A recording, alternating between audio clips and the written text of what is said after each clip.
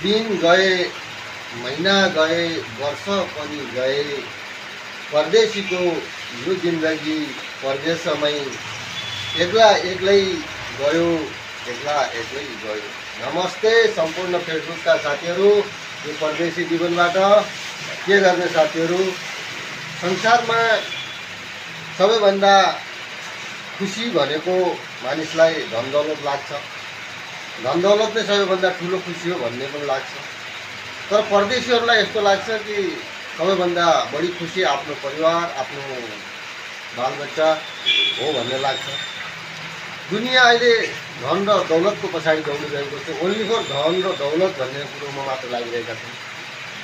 भन्छन् सुनकै महल किन नहोस्, सुन्दर संसारमा एउटा सुन्दर महल सुनको किन नहोस्, तर त्यो सुनको महलभित्र पनि एउटा सुन्दर स्त्री छैन भने त्यो सुन्दर संसारमा भएको त्यो सुनको महलको कुनै महत्त्व हुँदैन।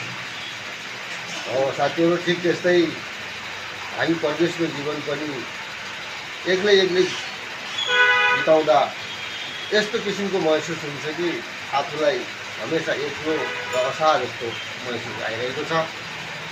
त्यसैले साथीहरू, हामीले कमाउनु पनि पर्यो र आफ्नो फ्यामिलीसँग पनि ध्यान दिनुपर्छ भन्ने यो मैले सन्देश तपाईँलाई दिँदैछु।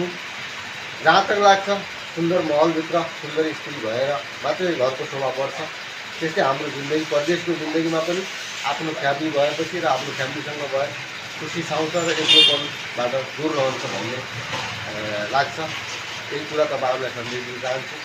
मेरा कुराहरू तपाईँहरूलाई मन परेमा लाइक, कमेन्ट र सेयर गर्नुहोला।